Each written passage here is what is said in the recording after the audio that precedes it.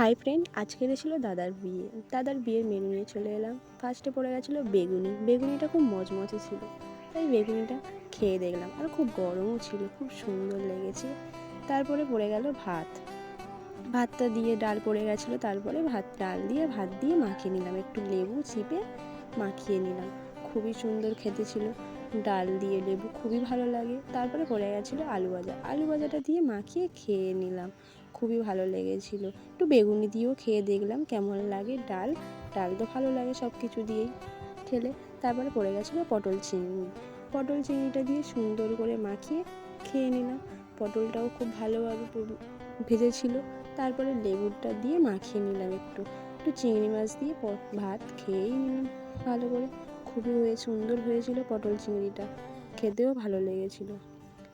খুবই তাড়াতাড়ি মাখিয়ে খেয়ে নিলাম, খুব সুন্দর হয়েছিল। তারপরে দুটো পটল চিংড়ি নিয়ে আমি খুব ভ্যাংচাচ্ছিলাম সবাইকে, আমার দুটো পটল চিংড়ি পড়েছিল বলে।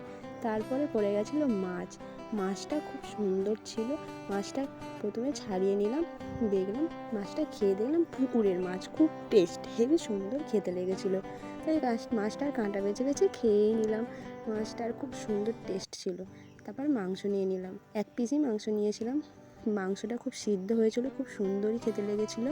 মাংসটা লেগ পিস নিয়েছিলাম। মাংসটা ভাত দিয়ে মাখিয়ে স্যালাড দিয়ে খেয়ে নিলাম, খুব সুন্দর। স্যালাড দিয়ে মাংস খেতে খুবই ভালো লাগে। একটু ঝাল ছিল, খেয়ে নিলাম, ঝাল একটু মিষ্টি সব রকম খেয়ে নিলাম। তারপরে পড়ে গেছিলো চাটনি।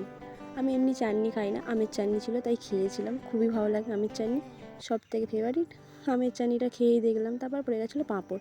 আমের চাটনি আর পাঁপড় ফাটাফাটি, সেই লাগে খেতে, খুবই সুন্দর ছিল। আমের চাটনিটাও খুব সুন্দর, আর আম পড়েছিল, খুবই ভালো লাগলো। তারপরে পড়ে গেছিলো মিষ্টি। ও বাবা, দুটো মিষ্টি, একটা মিষ্টি কে খাবে, আমি দুটো মিষ্টি দিয়ে দিয়েছে, তাই মিষ্টির রসটা চিপে খেলাম, খুবই ভালো ছিল, মিষ্টিটাও খুব ভালো ছিল। তারপরে পড়ে গেল আইসক্রিমটা খেয়ে নিলাম ভালোভাবে।